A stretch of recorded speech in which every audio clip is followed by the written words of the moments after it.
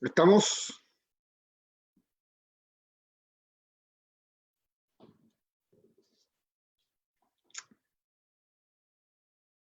Marimari Peñi, Marimari Compuché, Kamisaraki, buenos días a todos y todas. Bueno, vamos a iniciar un primer ciclo sobre plurinacionalidad, historias, arqueología y memoria de los pueblos indígenas de la región de Valparaíso. Esta iniciativa nace de un conjunto de instituciones, a petición también de varias organizaciones de autoridades ancestrales, para discutir, revisar, ver, conocer distintos procedimientos arqueológicos que se dan en la región.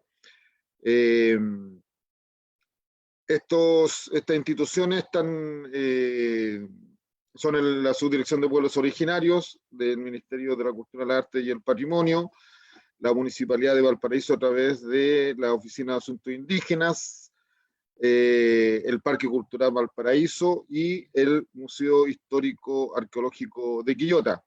En esta ocasión, bueno, también nos acompañarán tras bambalinas, podríamos decir, Andrés Carvajal y Fuentes, quien le habla, Felipe Arregada y Pamela Maturana.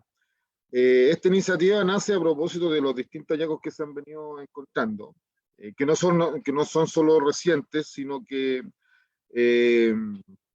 son desde hace bastante tiempo. Acá en la región hay lugares, sitios arqueológicos bastante importantes, sobre todo en la cuenca o en el valle de la Concagua, que han ido dando cuenta también de una relectura histórica de los distintos lugares, de los distintos territorios. Entonces, este seminario conversatorio, que va a contar con cuatro conversatorios,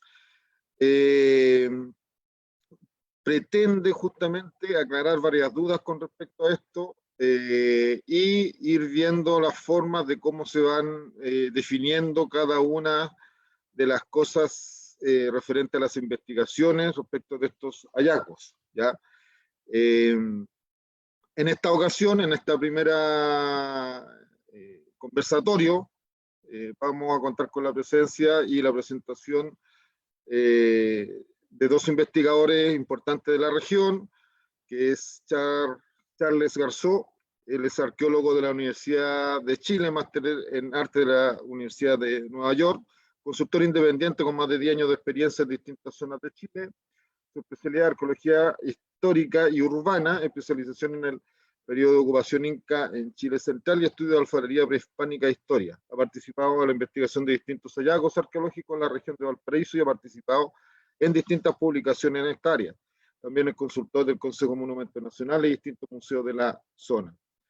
También estará presente Violeta Abarca, antropóloga. Violeta Abarca es antropóloga física de la Universidad de Chile, magíster en nutrición y alimentos en la Universidad de Chile, co-investigadora del proyecto Fondesit, variabilidad en sociedad no jerárquica, hace un análisis a partir de los periodos alfareros de Chile Central de la Universidad de Chile.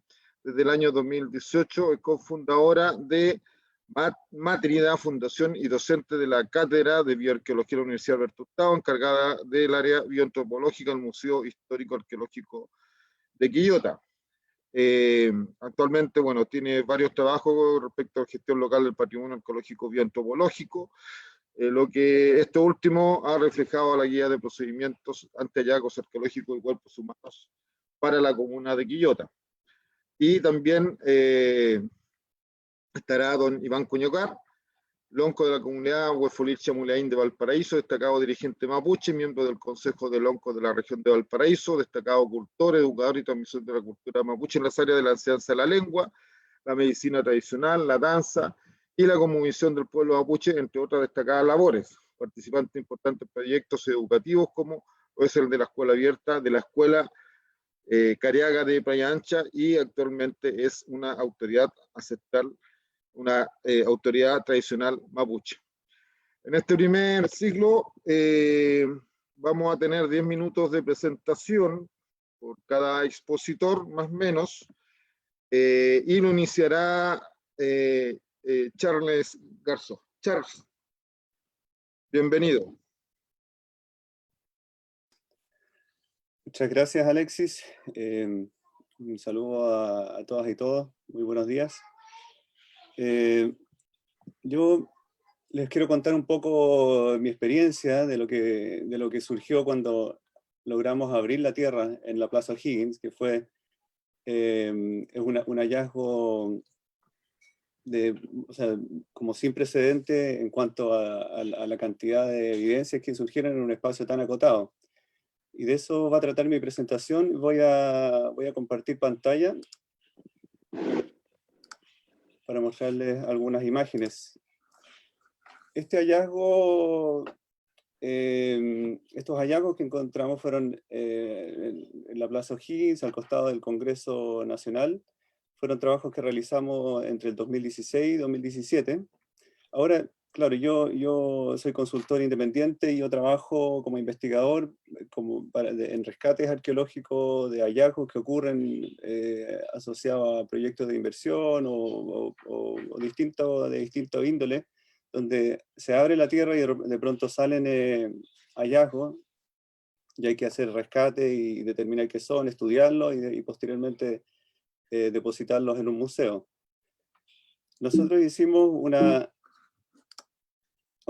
logramos excavar un área bastante extensa, o sea, en cuanto a trabajo arqueológico fue un rescate de una superficie más o menos grande, que fue por el borde de la Plaza O'Higgins, donde están actualmente terminando la construcción de estacionamientos subterráneos.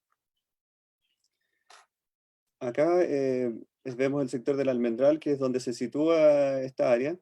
Ahora, el sector del Almendral actualmente está cubierto, o sea, a mí me gusta imaginar la ciudad de Valparaíso como una piel, o sea, que es que tiene siluetas que son el cerro, quizás como un cuerpo humano, una persona, quizás un organismo, pero que tiene su vestimenta, es una ciudad ahora que está cubierta con edificios. Pero esta ciudad no siempre fue ciudad, sino que en un pasado lejano era un paisaje totalmente distinto y que se fue transformando a través del tiempo. En el terremoto de 1906, Valparaíso y en particular el sector del Almendral se vio totalmente destruido y en la plaza fue constituida justamente a partir de este desastre, porque el área que estaba densamente poblada acá fue destruida y decidieron construir una plaza justamente porque un lugar importante, abierto como una plaza, es un lugar donde pueden resguardarse posteriormente un terremoto, un lugar libre para los campamentos, que fue muy importante durante este desastre. Y a partir de esto también se transforma completamente las vías. Pedro Montt se transforma en una gran avenida y la calle Victoria también, que era principal, pasa a ser secundaria. Pero justamente, claro, la Plaza O'Higgins entre Pedro Montt y la calle La Victoria, o la calle Victoria, es un lugar de mucho tránsito, fue muy importante en la época de la colonia y también en la época republicana. Vemos que estaba densamente poblado. Justamente aquí el sector en rojo es la manzana donde está la Plaza O'Higgins, que era un área densamente poblada con edificios, y ahora esto resulta como también relevante ver cómo lo que nosotros concebimos un lugar como que siempre fue una plaza, en realidad fue un lugar que fue construido.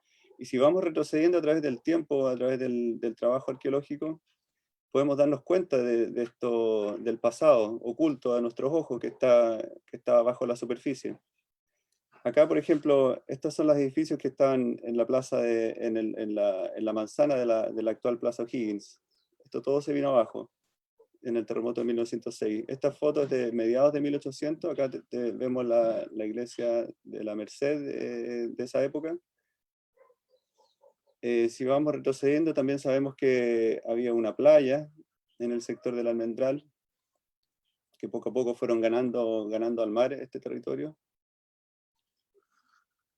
Acá Acá tenemos una imagen de un plano de mediados del 1800, donde se ve que estaba construida el sector de la Plaza O'Higgins, hacia el centro de la imagen. Y ya hacia en el periodo como de la independencia, y de ahí hacia atrás, hacia el periodo colonial, sabemos que era un paisaje eminentemente rural en el sector del Almendral. Acá hay una ilustración de María Graham, que estuvo en Valparaíso a principios del siglo XIX. Está la iglesia de la Merced acá. Ellos llegaron a este sector hacia comienzo del siglo XVIII, en el 1700, y empieza a haber como un pequeño núcleo de actividad asociado al ingreso del Camino Real, que venía desde Santiago hacia el puerto de Valparaíso. Era como una parada donde habían algunos oficios y había algún inicio de actividad. Acá, este es un mapa de la colonia. Sabemos que en este sector había como un espacio inundable y había un estuario. Y la línea de la costa está donde está actualmente la Avenida Brasil. Ahora también esto lo muestro porque también estaba la concepción de que todo el plano de Valparaíso era ganado al mar, pero no es así, sino que si nosotros vemos los planos, todo el sector del Almendral fue una explanada que fue agrícola, fue cultivada, criaban animales, había agricultura, y estaba toda esta laguna de desembocadura acá, formando un estuario, un humedal muy rico en biodiversidad.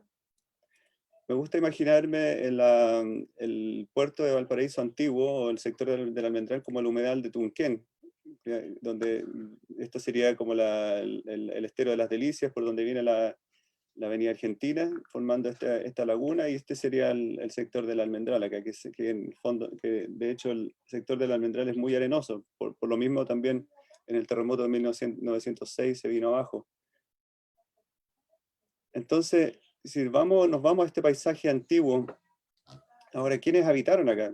A través de las excavaciones de la Plaza O'Higgins encontramos restos tan antiguos como cazadores arcaicos, cazadores y recolectores de 2800 años de antigüedad. Encontramos sus cuerpos. Acá está uno de los cuerpos enteros que logramos registrar y levantar, posteriormente Violeta Barca, la siguiente expositora, mi colega, probablemente va a hablar de estos contextos, bajo la mirada de su especialidad. Ahora, estos pueblos, probablemente cazador-recolector, aprovecharon esta riqueza ofrecida en un espacio como esto de alta biodiversidad, en un estuario donde recolectaban algas, pescaban, cazaban guanacos que probablemente bajaban de la cordillera, instalaron sus chozas, un lugar muy rico en recursos del mar. Y en este mismo espacio, después tenemos evidencias de la cultura concagua. Nosotros encontramos cuerpos asociados a vasijas de cerámica, de grupos que ya probablemente tenían unas aldeas con mayor cantidad de gente, tenían agricultura, cultivaban el maíz, la papa, la quinoa, el ají, aprovecharon también los recursos del mar. Acá tenemos algunos platos que recuperamos de estos contextos funerarios, de estas tumbas. Hay vasijas de la cultura concagua, con la figura del trinacrio en la base, típica cerámica concagua salmón, y estratos que nosotros logramos registrar con esta ocupación, la cultura concagua, con estratos muy orgánicos, con mucha concha, con gran cantidad de restos de utensilios, de fragmentos de cerámica, material lítico. Este es el tipo de material que nosotros recuperamos de esos contextos, que como son contextos habitacionales donde van quedando depositados las evidencias. Anzuelos de cobre, puntas de flecha, artefactos de molienda para preparar los alimentos. Y también un fechado que obtuvimos, que es el cuerpo que les mostré antes con las vasijas, dio el año 1290, si mal no recuerdo, que es bien propio de la cultura Concagua, pero es anterior a la llegada de los incas. Pero también en esta aldea nosotros vemos que ellos fueron testigos de la llegada de los incas, y esto lo vemos porque llega una cerámica con influencia dieguita, que probablemente llegan con la ocupación inca. Entonces vemos platos como estos, que tienen decoración claramente dieguita, pero puestos en un plato que es Aconcagua. Y eso es bien particular porque habla también de un encuentro entre culturas, una multiculturalidad de esa época, marcada por el advenimiento y la ocupación del imperio incaico. Los incas adoraban las montañas, y eso se reforzó probablemente durante esta época.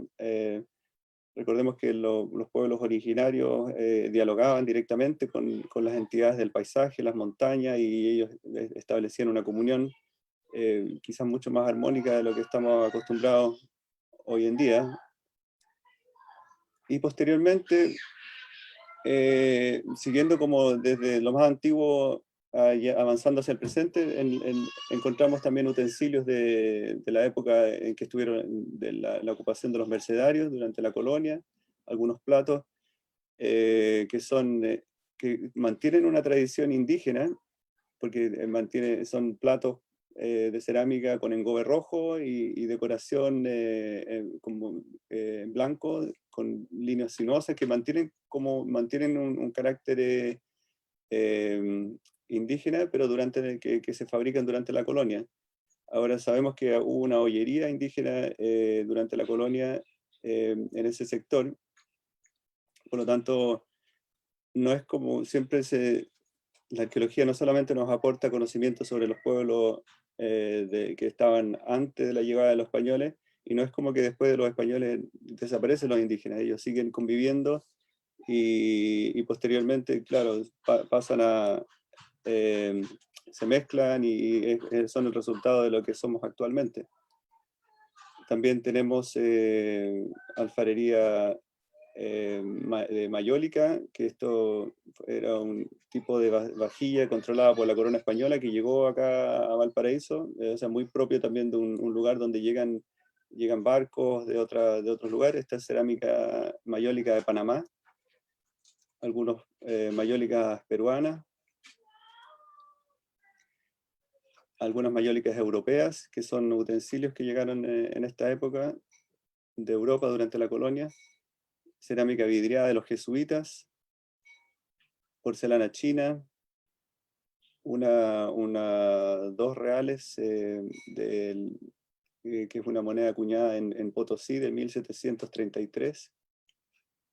Y luego ya nos vamos al periodo republicano, que es cuando ya hubo una explosión demográfica en Valparaíso, es donde nosotros encontramos la mayor cantidad situadas en este periodo, la mayor cantidad de evidencias. Muchos platos de Inglaterra, de mediados del siglo XIX, un bacín, un jarro de origen europeo. Y ahora es muy interesante también analizar todo este material, porque ya toda la loza tiene inscripciones y sellos donde uno puede determinar el lugar y la fecha de dónde proceden y la temporalidad del año en que fueron fabricados. Algunos botellas europeas. Esta era una botella de agua mineral de una fuente natural de agua gasificada de Seltzer de Alemania. Botellas sopladas a mano, hechas artesanalmente del siglo XIX. Y ahora también durante las excavaciones, algo bien dramático también que encontramos fueron los restos de las viviendas que estaban acá, que se vieron destruidas, y que se ven las huellas del incendio que hubo posteriormente al terremoto, al desastre, que quedaron sobre los pisos de las casas. Algunas fundaciones de gran profundidad, lo que muestra que habían importantes edificaciones, muros, conexiones de agua que ya existían en el siglo XIX, de alcantarillado, norias. Ahora esta imagen me gusta porque es una taza de un árbol, de un patio de una casa, y que está con huellas de haber sido quemado con el incendio tras el terremoto de 1906. Ahí voy a dejar de compartir pantalla ahora A ver.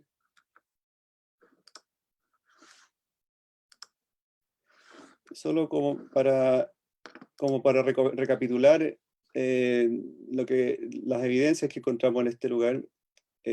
Ahora con estos hallazgos fue muy importante que la realidad fue una sorpresa en hartos sentidos para mí. Por una parte, yo nunca esperé que encontráramos tantos distintos tipos de evidencia en un lugar tan acotado. Estamos hablando de una ocupación de 2.800 años, dos ocupaciones indígenas, después todo el periodo colonial y toda la gran cantidad de evidencias de la época republicana.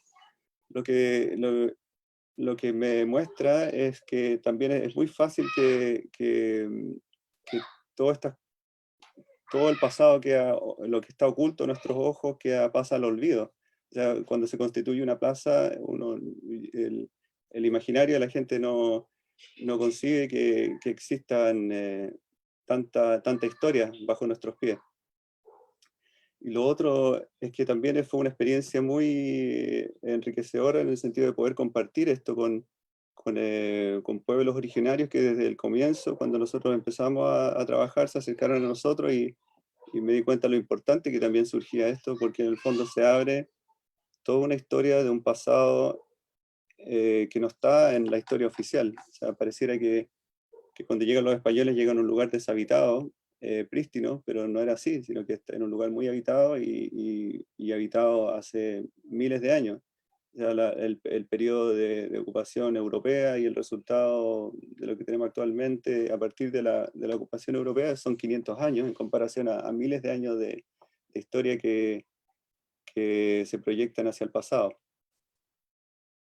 Y también este trabajo también aporta precedentes también también de la reserva que puede existir bajo el resto de la ciudad, o sea, también bajo el resto de la plaza, porque solamente excavamos una parte, pero también en el resto de la ciudad, y eso también debiese tenerse en consideración para las planificaciones y las intervenciones que se vengan también dentro de la misma ciudad, para que esté la instancia para poder recuperar este tipo de evidencia.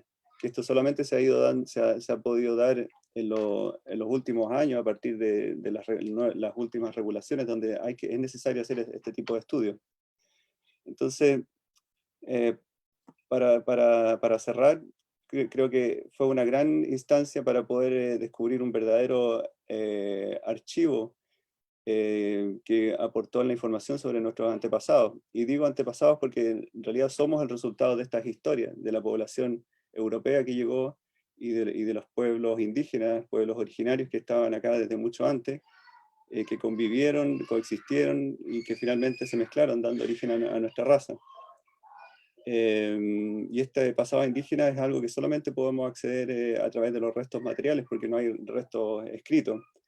Y en este sentido la arqueología puede aportar mucho en conocer sobre los pueblos originarios que habitaron este territorio y cuyos restos muchas veces se encuentran bajo nuestros pies. Muchas gracias.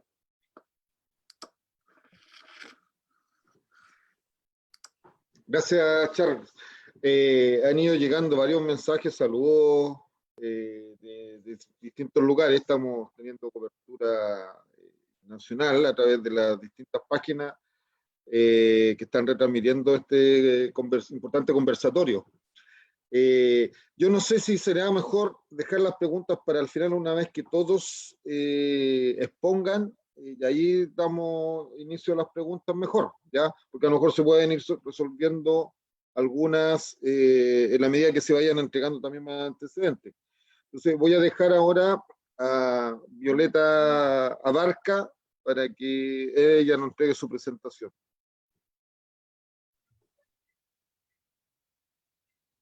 Ya, hola a todos. Bueno, yo me llamo Violeta y soy antropóloga física, soy antropóloga del Museo de Quillota y también tuve la oportunidad y el placer de trabajar con Charles en el sitio Plaza O'Higgins. Entonces, agradezco la oportunidad de poder dirigirme a todas y todos ustedes en este día. Primero les voy a contar cómo es mi trabajo con los cuerpos humanos en contexto arqueológico y después voy a hacer un par de reflexiones acerca de los hallazgos que tenemos en Plaza O'Higgins. Soy especialista en el estudio de cuerpos humanos esqueletizados, vale decir, el esqueleto, que es lo que queda cuando todos nos morimos, y eventualmente eso también va a desaparecer. Pero lo curioso es que este desaparecer incluso puede tardar miles de años. Y es justamente esa perduración del esqueleto, de los cuerpos, de las momias, lo que nos permite estudiar los contextos funerarios arqueológicos. ¿Qué es un contexto funerario arqueológico? Es el funeral o la sepultura en donde encontramos un individuo y las ofrendas que sus deudos les dejan. El sitio Plaza O'Higgins justamente constituye un sitio arqueológico que tiene un contexto funerario. También se ha hablado de cementerios arqueológicos en la zona central de Chile. Me atrevería a decir que el más grande y el más importante de la zona central es el que está bajo el sitio estadio de Quillota, en Quillota. Sin embargo, tenemos que entender que el concepto de cementerio o la forma de enterrar a los muertos fue súper distinta en el pasado respecto a lo que nosotros hoy día conocemos como cementerio. Entonces, muchas veces lo que vamos a ver, como describió Charles en la presentación, es que en los sitios de cementerio prehispánico se ve como una cohabitación entre la vida y la muerte. Muchas veces encontramos el sitio habitacional junto con el entierro o el contexto mortuorio. Y estos contextos pueden ser túmulos, pueden ser colectivos o no. Es súper diverso. Y esa diferencia con el presente es lo que nos permite entonces identificarlos como algo del pasado. ¿Ok? Aunque también podemos encontrar esqueletos o cuerpos humanos en contextos más recientes, como por ejemplo en lo que pasa con los detenidos desaparecidos. Y esos son contextos forenses y son materia de investigación legal y están bajo la tuición del Poder Judicial y sus organismos auxiliares que son las policías y el Servicio Médico Legal. Entonces tenemos claro que podemos encontrar cuerpos en estos dos contextos, forense más reciente y arqueológico que es más antiguo. Yo soy especialista en el estudio de estos cuerpos de contextos antiguos, que son justamente los habitantes que estaban en este territorio. Igual he trabajado hace como 10 años en la zona del Valle de la Aconcagua, y justamente llegué a este sitio que les contaba, que el estadio de Quillota, pero también pude investigar acerca de los grupos Bato, Yoyeo y Aconcagua, que son los que ha definido la arqueología para esta zona en el marco del proyecto Fondesit. Además, ofrezco mis servicios como profesionales en el marco de proyectos de impacto ambiental. Eso quiere decir, como contaba Charles recién, que generalmente cuando aparece un sitio arqueológico con un componente funerario, llaman a un equipo multidisciplinario y los antropólogos y las antropólogas físicas somos quienes nos especializamos en el levantamiento e investigación de los cuerpos que allí aparecen. Y eso justamente es lo que pasa con el sitio Plaza O'Higgins. Allí identificamos 11 individuos y la ofrenda asociada. Todos los sitios arqueológicos y los cuerpos humanos en estos contextos son monumentos nacionales y están protegidos por la ley de monumentos nacionales y son propiedad del Estado de Chile. Vale decir, no son propiedad de la nación, no son propiedad de los ciudadanos, tampoco son propiedad de los pueblos originarios, tampoco son propiedad de la ciencia, son propiedad del Estado. Y en esta ley, los cuerpos son definidos como objetos antropoarqueológicos. ¿Qué quiero decir con eso? Que un objeto es fácil de proteger, pero no tiene descendientes, no tiene deudos, no tiene derechos, pero sí puede tener un propietario. A mí personalmente me causa problemas esta definición porque no entiendo cómo un cuerpo puede ser considerado un objeto. La ley tampoco contempla la participación de otros actores importantes en el trabajo de sitios arqueológicos, solo concede el acceso a los profesionales especialistas y ordena posteriormente el depósito de estos en museos. Es el Estado entonces, a través de Consejo de Monumentos Nacionales, quien decide acerca de estos temas. Sin embargo, para mí es fundamental relevar esta naturaleza de cuerpo humano detrás de la definición de objeto antropoarqueológico, aunque la ley no lo reconozca. ¿Y por qué? Porque esto me permite abrir un mundo cuando investigo los cuerpos humanos. Primero, porque cuando yo trabajo con cuerpos humanos, yo puedo entender que este cuerpo tuvo parientes, tuvo descendientes y finalmente atestigua la presencia de una comunidad en un territorio. Un cuerpo entonces constituye un territorio. También tenemos que entender que trabajar con cuerpos humanos indígenas requiere entonces un tratamiento que tenga en consideración la dignidad y el respeto que merece trabajar con cuerpos humanos, y entender que hay un rito funerario detrás y que el descubrimiento de estos sitios y su exposición es un quiebre en relación a la voluntad de la gente que hizo ese entierro de su ser querido y le dejó las ofrendas y lo tapó con tierra. También entender que trabajamos con cuerpos humanos implica que todos las investigadoras e investigadores nos cuestionemos acerca, por ejemplo, de a quién tengo que pedir la autorización para investigar los cuerpos, o a quién pertenece la información que yo relevo de los cuerpos humanos, ¿ok? Y también hace que me cuestione acerca de qué es lo que puedo decir acerca de los cuerpos que estoy investigando, porque hay un límite entre lo que presentamos, lo que describimos, los resultados de nuestro análisis especializado y la interpretación que yo hago de esos análisis, ¿ya? Por ejemplo, lo que pasó con la historia reciente fue que hubo un momento en donde la investigación científica tomó toda la variabilidad humana y las clasificó según razas.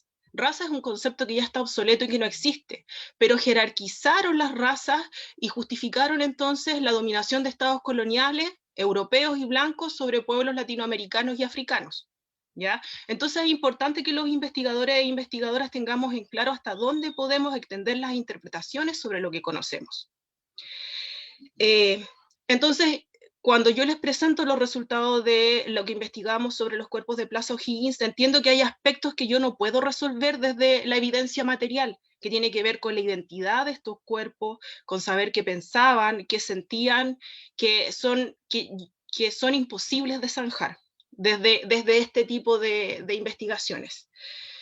Y bueno, en Plaza O'Higgins había mucha investigación y mucha información dando vueltas, pero mi principal interés fue que este conocimiento fuera accesible, por lo tanto se dieron muchas charlas, publicamos el artículo con charlas en la revista del museo, para que todas las personas que estén interesadas puedan acceder a esa información y puedan sacar sus propias conclusiones. En el sitio encontramos o se identificaron 11 personas. Habían hombres, había mujeres, habían niños, que no podemos determinar el sexo de los niños, y habían bebés, ¿ok? ¿Cómo sé esto? Porque yo puedo observar indicadores del cráneo, del coxal, que me sirven para acceder a esta información. Si quieren les puedo mostrar después una foto de cómo lo hacemos. Ahora, la adscripción cultural de estos contextos está dada por la forma en que se depositaron los cuerpos y las ofrendas que les dejan. Por ejemplo, les quiero mostrar, bueno, la foto que mostró Charles recién, que era un individuo, una mujer extendida, con una mancha negra en la mitad del cuerpo. Esa mujer correspondía al individuo 2 de los individuos que encontramos en Plaza O'Higgins, y ella no tenía ofrenda cerámica, pero sí tenía un fechado o información que logramos relevar desde los isótopos, que nos hizo entender que había fallecido aproximadamente hace más de 2000 años atrás. Además, los isótopos nos permitieron saber que la dieta, que los alimentos que consumió ella hasta el momento de su muerte, eran principalmente alimentos extraídos del mar, tenía como una dieta costera. En cambio, hubo otro contexto en donde también hicimos isótopos, que era el cuerpo del individuo número 8, que era un hombre, un hombre adulto mayor ya, y de él pudimos, primero, las vasijas decoradas indicaban que se trataba de un contexto Aconcagua. Sin embargo, los isótopos que relevamos nos dieron una fecha más específica, que fue la que mencionó Charles, y nos indicaron que la dieta, lo que él comía hasta el momento de su muerte, era una dieta que era lo esperado para poblaciones Aconcagua que vivían en la costa, que era una dieta que, claro, vivían en la costa, consumían recursos costeros, pero en realidad ellos preferían consumir maíz o el choclo. Ahora, es interesante el caso de estos dos cuerpos, porque cuando consideramos el rango temporal que nos dan, en realidad estamos hablando de que este es un territorio que está habitado hace más de 3000 años de antigüedad, y constantemente, y estamos eligiendo los mismos lugares para vivir. Ahora, específicamente de los huesos de todos los individuos que encontramos en la Plaza O'Higgins, pudimos entender que, por ejemplo, el desgaste dental nos hablaba de que estaban utilizando su dentadura para tareas específicas. Muchas veces utilizaban sus dientes como una herramienta de trabajo, y eso deja marcas en los dientes. También encontramos enfermedad degenerativa articular, como osteoartrosis, que tiene que ver con un modo de vida que era súper demandante físicamente. También encontramos evidencias de fracturas de hueso, que se quebraban los huesos, reparadas. Eso nos habla de un cuidado, nos habla de una tecnología de las plantas o paliativa del dolor. También encontramos indicadores que nos hablaban de que habían pasado procesos en donde se había retardado su crecimiento por ejemplo, por mala alimentación, por el destete, por enfermedad, o de repente porque pasaban cosas como por ejemplo sequías, inundaciones, que alteraban el modo de vida de las personas. Toda esta información que les estoy contando es súper coherente con lo que hemos observado tanto para las poblaciones del Valle de la Aconcagua, en el sitio Estadio Quillota, que son poblaciones Aconcagua, pero también con lo que hemos observado para poblaciones del Arcaico Tardío, que es esta mujer del 2500 más o menos, que hay un sitio también del Arcaico Tardío en la zona del Valle del Maipo, desembocadura del Maipo, que se llama Laguna El Peral, un sitio súper importante también. Ahora, un poco para terminar, y si quieren o tienen dudas me pueden preguntar o les puedo mostrar imágenes en la conversación a posteriori. Yo creo que hay algunas conclusiones que son súper importantes a partir de la presencia de cuerpos humanos indígenas en el sitio Plaza O'Higgins.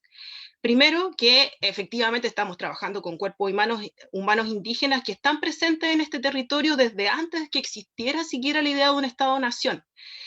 Y que evidentemente esta presencia humana, dejemos de lado los discursos de extinción, de desaparición, esta es una presencia humana que continúa hasta el día de hoy.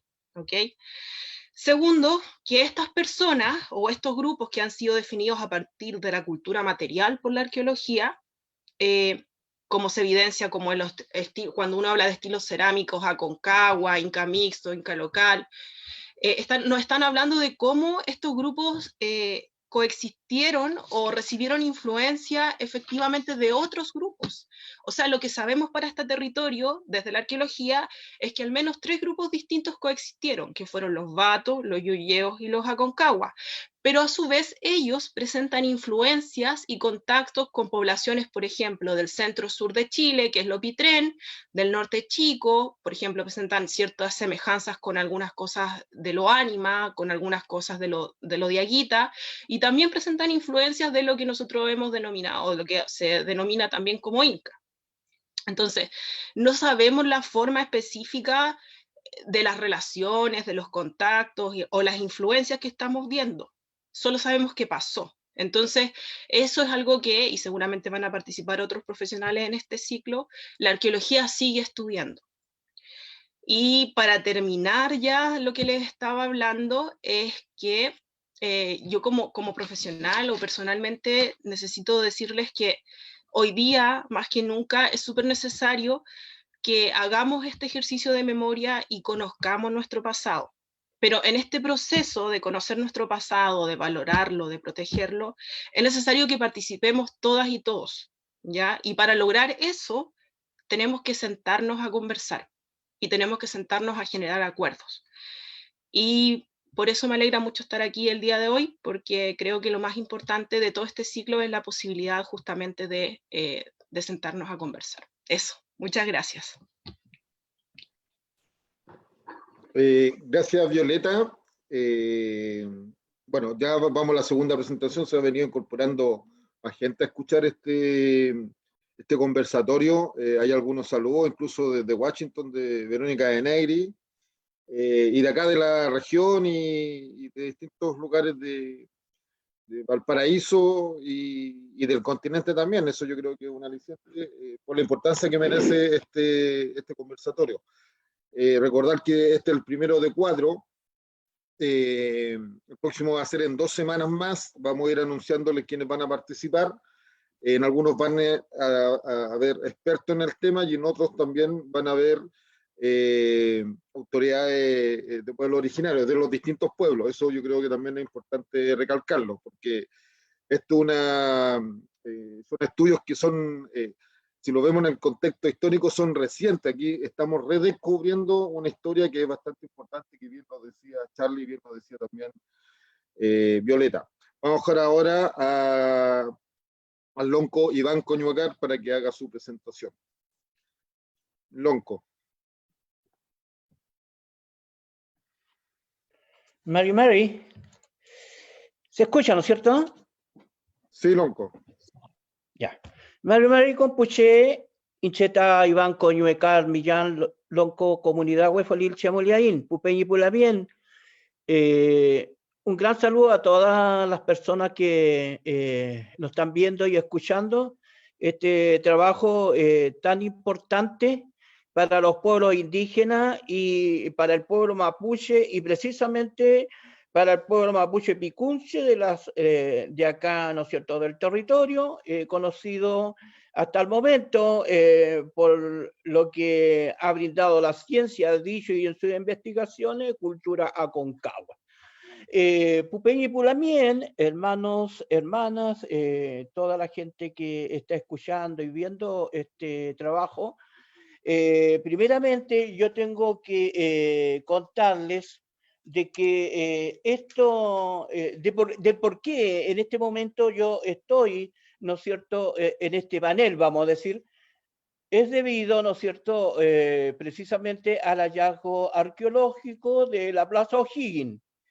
Es cierto de que ahora hay más comunidades, ¿no es cierto?, convocadas a participar de esto, pero hubo desde un principio una desinformación o una desinteligencia de parte del mundo oficial y también de las comunidades indígenas, y tengo que reconocer que nosotros como comunidad Huefolilche, una comunidad histórica de acá, de Valparaíso, estuvo bastante desinformada y no estuvimos al tanto de todo el proceso que se vivió desde un principio. Mi tarea, en todo caso, es, ¿no es cierto?, ver, ¿no es cierto?, cuáles son, ¿no es cierto?, las líneas respecto a este hallazgo, descubrimiento arqueológico.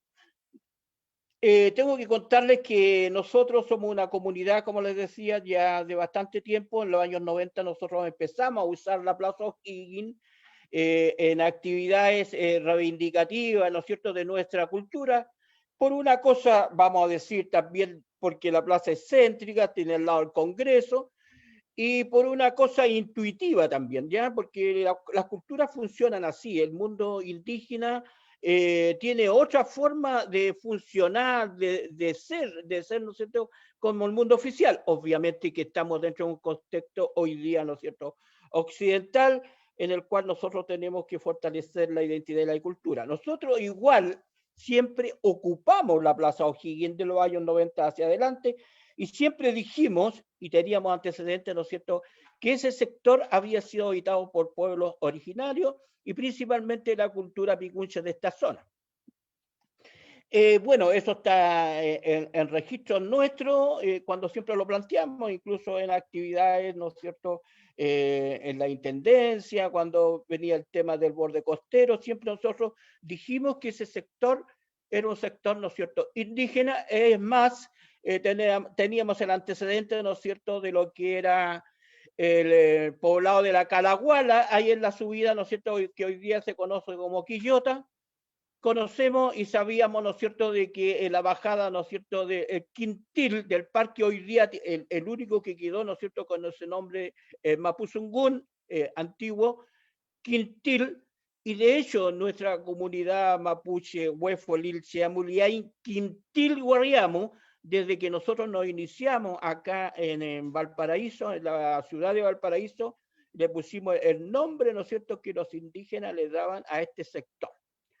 Entonces es como para dejar en claro cómo nosotros hemos estado de acuerdo, ¿no es cierto?, con la vivencia indígena acá en la ciudad y cómo nosotros la hemos podido seguir desarrollando, ¿ya? Desarrollando en nuestros propios territorios. Ahora nosotros nos afirmamos principalmente porque el tema de las cosas, de este tema de la arqueología, dentro de la cultura indígena o mapuche, vamos a decir, es terrible. Nosotros no podemos abrir una tumba, pero la ciencia está tan avanzada y a mí me deja con las ponencias que han habido, ¿no es cierto?, del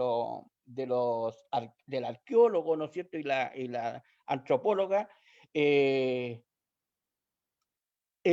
anonadado cuando hay cosas que uno no maneja, con respecto a lo que es, ¿no es cierto?, la cuestión legal, la cuestión que tiene que ver, ¿no es cierto?, con la ciencia, lo científico, lo legal y lo indígena, cómo hay una disparidad, ¿no es cierto?, en todo esto que es el acontecer, ¿no es cierto?, científico y de conocimiento, ¿no es cierto?, de todo lo que ha existido en el territorio. Nosotros principalmente nos basamos en lo que es la transmisión, ¿no es cierto?, que nos han dejado nuestros Kuifikecheyem, los antiguos, la gente nuestra que habitó el territorio y que fue traspasando información a través del el idioma principalmente, y nos basamos también en todas estas cosas, también mucho en los toponímicos que existen hasta hoy día, ¿ya? También tenemos conocimiento de nuestra simbología, una de las cosas, uno de los lenguajes, ¿no es cierto?, principales que tenemos hoy día para entender todas estas cosas, es que tenemos el conocimiento también de las simbologías de nuestros pueblos, ¿ya? Y desde el punto de vista indígena, para nosotros es importante, y de aquí esto va a ser una tarea para nuestros peñis, que hoy día también están, porque esto es todo transversal, estamos viendo cómo, ¿no es cierto?, los pueblos originarios van a ser respetados dentro de esta constitución política del Estado, que se supone que va a tener que ser cambiada. Entonces, ¿cómo, ¿no es cierto?, en lo legal nosotros tenemos participación en esto? Porque yo no estoy en contra y tengo el antecedente, efectivamente, que han habido otros pueblos que han llegado y hasta hoy día Valparaíso es multicultural por los antecedentes que tenemos, ¿ya? Seguramente en este tiempo también llegó gente de diferentes lugares y existieron las culturas antiguas, milenarias, como decía la Lamien, la Bata o la Yoyeo, ¿no es cierto?, y la Aconcagua, que es nuestra cultura mapuche picunche propiamente tal. Las otras culturas son anteriores, ¿no es cierto? Nosotros hablamos de lo proto-mapuche. Nosotros somos descendientes de esos primeros habitantes que ustedes hablan, ¿no es cierto?, como cultura huentelauquén, yoyeo, batro, etcétera, ya, vergel. Nosotros somos los mismos, ya, que habitamos este territorio y después los prolongamos en el tiempo hasta hoy día, ya. Eso es lo que entendemos nosotros. Ahora que ha habido amalgama de pueblos, ha habido también, ¿por qué no decirlo?, sincretismo, en el caso cuando la Lamien habla, ¿no es cierto?, de que llegaron y que encontraron vestigios de cerámica, ¿no es cierto?, con diseños del norte. Efectivamente, nosotros no podemos desconocer eso, está a la vista, ¿ya? Pero nosotros somos, por decirlo así, y porque la cosmovisión, la cultura, ¿no es cierto?, nuestro Kuifique Nusham, nuestra historia, no ha transmitido eso, que nosotros somos habitantes originarios del territorio. Sin desmerecer, ¿no es cierto?, de que en esta zona, y como se da en los extremos y en todos los sectores que pueden haber, ¿no es cierto?, influencia de otros pueblos, hay una amalgama también, ¿no es cierto?, influencia, hay rasgos culturales, no necesariamente del propio lugar, hay combinaciones, eso está claro. Pero la verdad es las cosas de que a mí me inquietó. Yo cuando empezó todo este trabajo casi prácticamente me hice a un lado, porque lo vuelvo a reiterar, a mí me gusta ser transparente y honesto. cuando se nos dijo que esto era un hallazgo arqueológico. Por eso que me llama la atención cuando el arqueólogo dice que invitaron y que estuvieron con pueblos indígenas. A nosotros no nos invitaron y no nos dijeron estas cosas. Si nosotros hubiéramos sabido esta investigación tal como lo planteó el Peñi, ¿no es cierto? Nosotros habría sido otra nuestra postura en este momento, a lo mejor como comunidad Huevo-Lilche y como Consejo Mapuche Picunchi, que quiere tener los antecedentes del proyecto. Porque si hubo varios pueblos que cohabitaron, está bien, hay que plantearlo y decirlo, pero no que esto predomine un solo pueblo en el hallazgo, porque eso es lo que sucedió. El tema fue cuando el Peñi dice que llamaron a las comunidades indígenas, nosotros no lo llamaron, Peñi, la verdad es las cosas, y no nos dijeron esto. Si yo hubiera sabido esto que ustedes me entregan, este conocimiento de ahora, habría sido distinto. Pero bueno, las cosas tienen que pasar, porque tienen que pasar y tienen que arreglarse para conversarlo, como dice la Lamien. Nosotros también tenemos un fuerte respeto, admiración por las culturas del norte, ¿ya? Encontramos que las culturas, ¿no es cierto?, andinas, tienen rasgos culturales muy potentes, muy grandes, amamos, ¿no es cierto?, las culturas en general, somos pueblos indígenas, pero hay también que dejar claro que han habido, ¿no es cierto?, pueblos originarios, ¿no es cierto?, que han estado y que han vivido, ¿no es cierto?, por miles de años en un territorio, recibiendo influencia, obviamente, de diferentes lugares. Ahora, vuelvo a lo mismo, con respecto a cuando el Peñi decía que habían sido invitadas a las comunidades indígenas, no es así, ya no fue así, porque resulta que empezó con una muestra, por decirlo así, o una ceremonia de los Peñi, los hermanos, ¿no es cierto?, de Aguita. Yo no sé quién le entregó la información, ¿no es cierto?, de que era hallazgo de Aguita. Si se hubiera planteado así como lo hicieron ahora, habría sido diferente. No habríamos tenido esto, ¿cuánto se llama? Resquemores, ¿por qué sucedió así? Hubo toda una parafernalia, ¿no es cierto?, con respecto al hallazgo, y salió hasta en la televisión, asistió hasta el alcalde a una ceremonia de un pueblo determinado. Entonces, esas cosas venían, parece, diseñadas de un principio. En ese tema nosotros nos llevó a como repensar la cosa. Yo me quise hacer a un lado como comunidad al principio, porque dije, bueno, son hallazgos de los Peñi de Aguita, bueno, yo no tengo nada más que hacer ahí, aunque participé de los años 90 haciendo grandes eventos en la Plaza O'Higgins del tipo mapuche, y había otro peño también que también ocupó la plaza y se colocó un símbolo mapuche ahí, que era un rehue. Entonces, la plaza siempre ha sido ocupada, ¿no es cierto?, por el pueblo mapuche. Y cuando aparece esto, como que se nos desarticula, y después cuando sabemos más adelante la información que había todo un proyecto y que la plaza va a estar con diseño de un determinado pueblo y hubo participación de ese pueblo para trabajar el tema. Yo al principio, bueno, si será, decía yo, será Diaguita, pero después me dan la información que no es así y vengo a saber de a poco y ahora a tener mayor información con esta ponencia. Ahora, no se trata que nosotros estamos en contra o a favor de nada, si aquí somos pueblos originarios todos, ¿ya? Pero la historia tiene que relatarse como es, lo que es, ¿ya? Y eso nos da antecedentes, ¿no es cierto?, de la cultura que habitaba el territorio, la cultura concagua. Nosotros estamos en eso. Nosotros somos un consejo mapuche pulpunche. También la comunidad de Huevo-Lilche pertenece a este consejo de hace muchos años. Hace muchos años que nosotros estamos trabajando en un consejo de lonco de acá, de la región. No somos comunidades u organizaciones que somos de ahora último.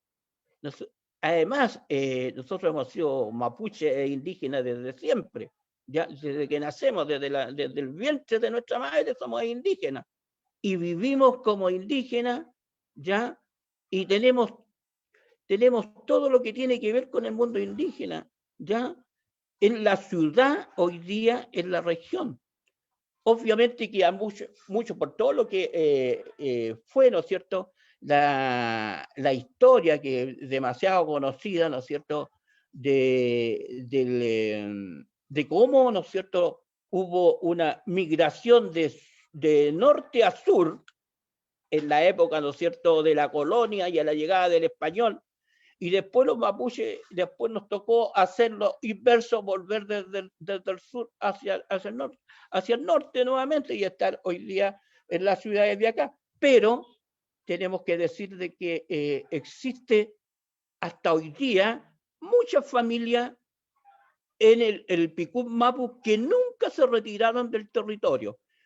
Es más, existieron y aún quedan rasgos, ¿no es cierto?, de los pueblos de indios que existieron en este territorio.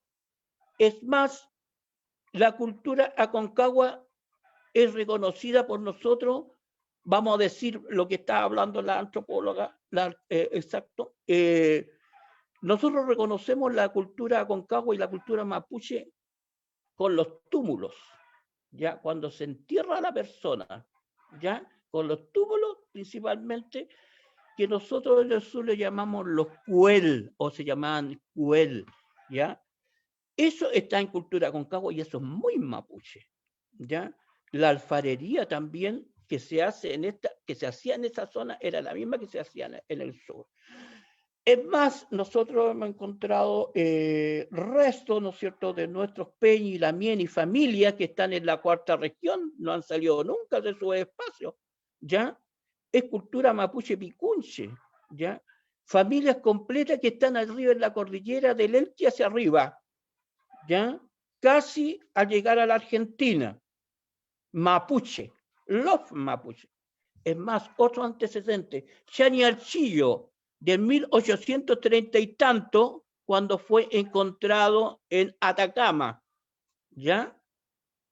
Una de las principales, ¿no es cierto?, hallazgos de una mina de plata en Atacama, Chani Archillo.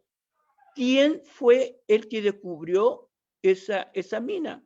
Fue un mestizo mapuche, de apellido Godoy, y del primer apellido Godoy y el segundo apellido Normilla.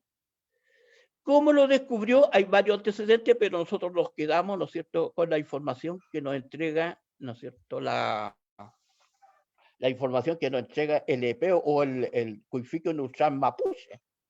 Fue su madre y su abuela, la Machi, y la Machi le dijo dónde estaba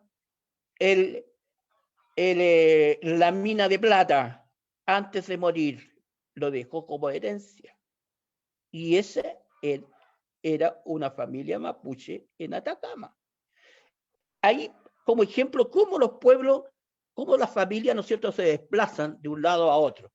Entonces, cuando nosotros planteamos este tema de la Plaza O'Higgins, y los Peñi, ¿no es cierto?, lo suscribieron a todos los hallazgos, ¿no es cierto?, que hay aquí en la quinta región, y principalmente lo de Quillota. Bueno, hay bastantes antecedentes respecto a eso, y nos deja, por lo menos a mí me deja conforme que esto va a salir a bien, que vamos a llegar a un arreglo, principalmente con lo de la Plaza O'Higgins. Vamos a tener que seguir conversando, porque la idea es eso, y conversar como Peñi, como hermanos, como de nuestros pueblos que somos y que hemos habitado este territorio, para que aquí los que tenemos que ganar somos los indígenas. Yo creo que una tarea muy importante debido a este trabajo que se está haciendo, ¿ya?, y que salió por el tema de Plaza O'Higgins, en lo legal, como decía la Lamien, es cómo nos enfrentamos a la cosa legal, porque resulta que los cuerpos no son de nadie. O sea, eran del viento, una cosa así, ¿ya? Y los científicos, ¿cómo regulamos lo científico y lo ritual, lo que tiene que ver con nuestra cosmovisión, ¿ya? Porque para nosotros el desenterrar un cuerpo en cultura mapuche es complicado. Yo le explicaba a los hermanos la otra vez, es complicado. Porque nosotros tenemos una visión, ¿no es cierto?, de que ese cuerpo quedó ahí está, ¿no es cierto?, viviendo un proceso, vamos a decir, o usar un concepto, desencarnando, está todavía desencarnando y se va hacia arriba, está en ese proceso aún. Entonces es complicado para nosotros el tema de la arqueología, y eso tenemos que verlo, o sea, tenemos que verlo, conversarlo, cómo se hace, ¿ya? Por eso a lo mejor si nosotros no hubieran avisado aquella vez de cuando se hizo la ceremonia en la Plaza O'Higgins, capaz que no hubiéramos participado, ¿ya? Pero no fuimos invitados, pues no nos dijeron, pues apareció en la tele nomás y el alcalde y todo el asunto, entonces eso nos empezó ya a como molestar un poco, ¿ya? Entonces la participación indígena es sumamente importante desde un principio en todo esto. Yo creo que con eso estoy dejando, porque ahora hay temas de toponimia, de estudio, ¿no es cierto?, del idioma, de los idiomas existentes, de los espacios. La Lamien habló el Pelle habló de los cerros que nosotros adoramos, ¿no es cierto?, o rendíamos pleitesía. No es eso, por el mundo mapuche por lo menos no es eso. Hay muchas cosas que arreglar, muchos conceptos, y entender, los científicos tienen que entender cómo funcionan las culturas originarias, cómo funciona el pueblo mapuche, ¿ya? Porque hay todo un bagaje cultural para entender estas cosas. Pupey y Polamien, yo creo que ya estoy en la hora, porque igual cuando yo me pongo a conversar o a hablar, ya después me empiezo a tomar un vuelo, como se dice en chileno. Sí, Peñi. Así que, Feikam Metem, Chaltumay, espero que lo que haya dicho sea de mucho provecho. Y yo felicito, ¿no es cierto?, a los científicos, al arqueólogo, a la antropóloga en su trabajo, y espero que tengamos de aquí en adelante más comunicación, más coordinación en los trabajos que se hagan de este estilo. Chaltumay, muchas gracias. Muchas gracias, Loncuiván. Bueno, insistir en que este es el primer conversatorio y bueno, ya en este primer conversatorio han salido varios conceptos nuevos, algunos no tan nuevos, pero que se tienen que ir profundizando. Nosotros creemos, y hay varias conversaciones que hemos tenido dentro de lo que es la subdirección de pueblo originario, con otras instancias también, con organizaciones de distintos pueblos a nivel local, pero también a nivel nacional, incluso a nivel internacional, respecto de los cambios de los paradigmas, respecto de los temas arqueológicos y antropológicos. Aquí han salido temas como, por ejemplo, y ahí yo quisiera hacer una pregunta. Antes de eso voy a dar algunos saludos de gente que ha estado viendo este conversatorio. Regina Falange, saludos de Buenos Aires. Delante dije también Verónica de Neyre de Washington. Hay algunas preguntas que se las voy a dar a conocer. Ahí yo no sé si puede responderla uno en particular o todo de forma separada. Marianela Jopia dice: ¿cuál sería la correspondencia entre cultura Concagua, Bato y Yoyeo con los pueblos históricos y aún más específico con los pueblos ancestrales? Es una pregunta de Marianela Jopia. Marianela Fabiola Traipe: pero ¿qué pasa si una empresa que está interviniendo un sector o área omite el hallazgo? Porque está donde, entiendo, en el EIA dice que debe ser evaluado. Hay una duda ahí justamente qué pasa con eso, en términos como bien concretos. Hay una pregunta de Diego, fundamentalmente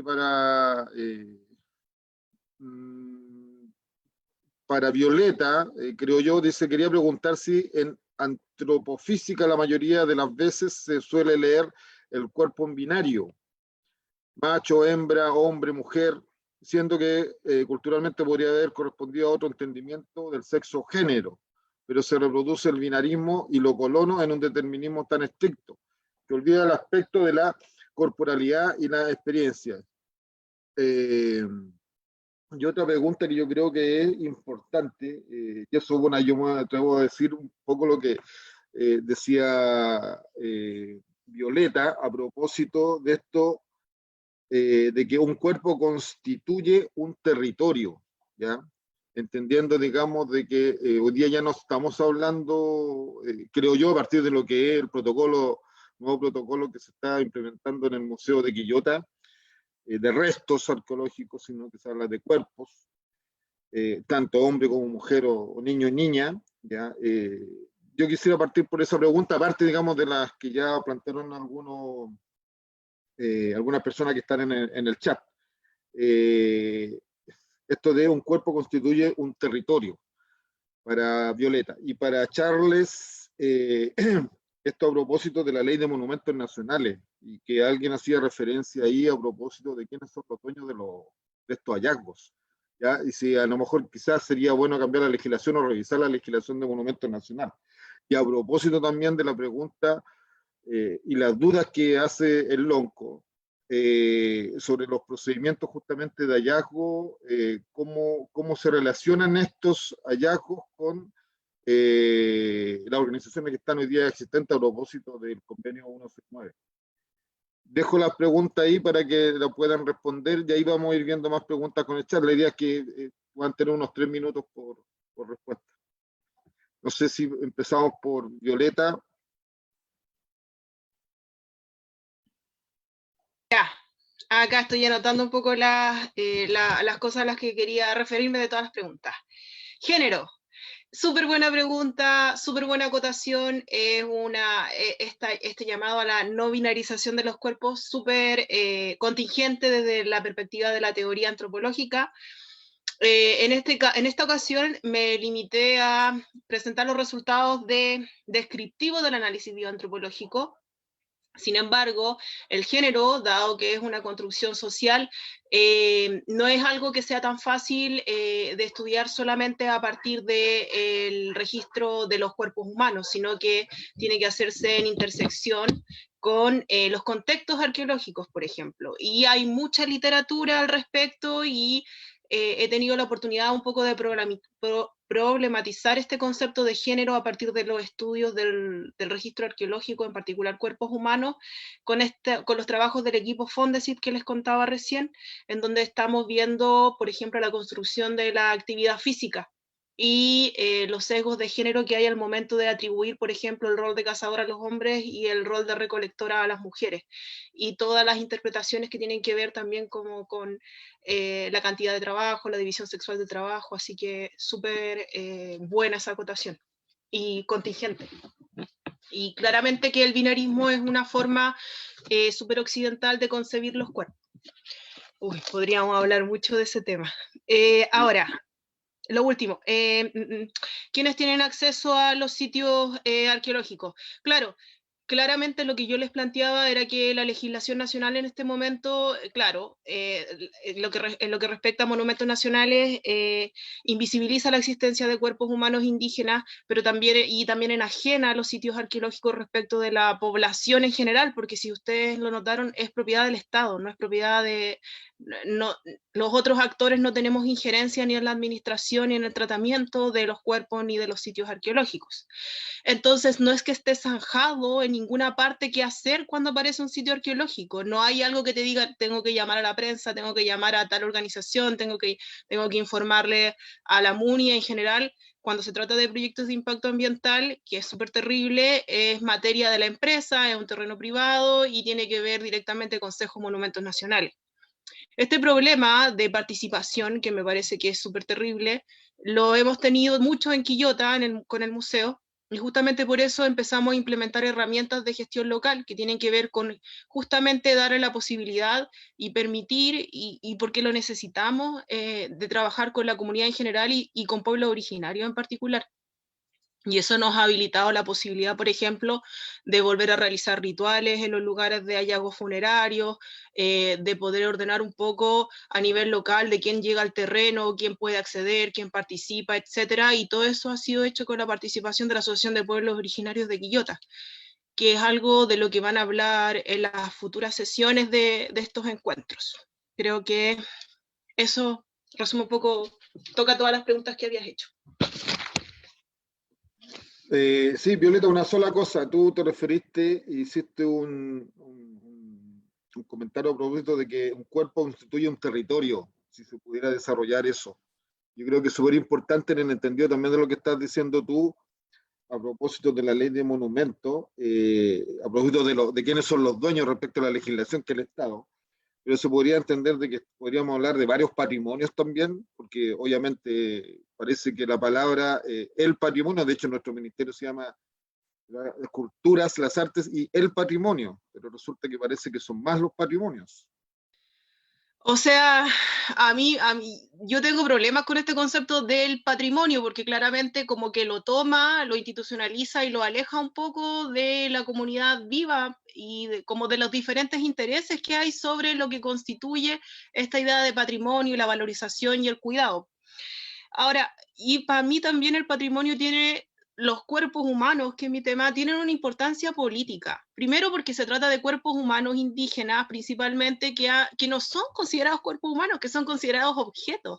Y para mí es una reproducción súper violenta de lo que se concibe como Estado-nación. O sea, vale decir, hay algunas personas que son ciudadanos y otras que son objetos de estudio. O sea, como para simplificarlo. Y cuando planteo que es súper necesario cambiar esta concepción y entender que trabajamos con cuerpos humanos en contextos arqueológicos, abre toda esta gama de apreciaciones y de consideraciones que hay que tener al momento de trabajar en estos sitios, que tienen que ver con la participación de los pueblos originarios, tienen que ver con un tratamiento digno y ético de los cuerpos humanos, con requerimientos éticos que tiene que tener la investigación científica, también con la forma en que se difunde el conocimiento científico, que apuntaba el Lunco a que no se conocía.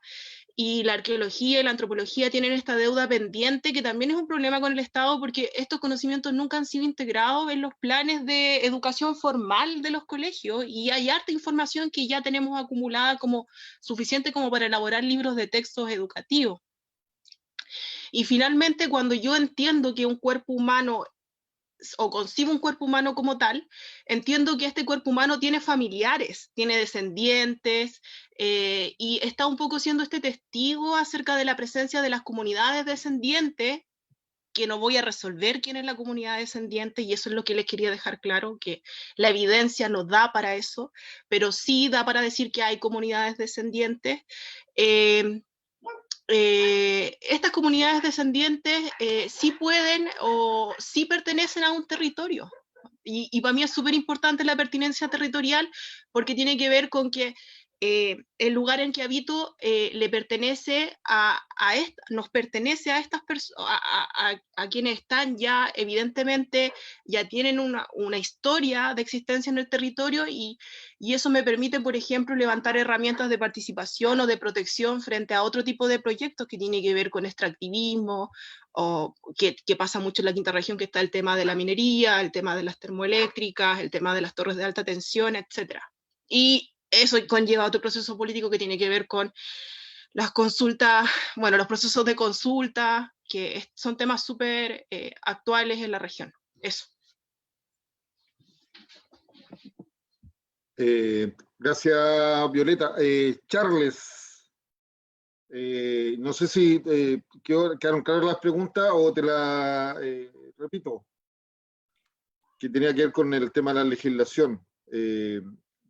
A ver, una de ellas tiene que ver con el tema de qué pasa cuando, o sea, cuando existen hallazgos y no se denuncian, por ejemplo, en alguna empresa. ¿Eso hay alguna falencia ahí, la legislación con respecto a eso?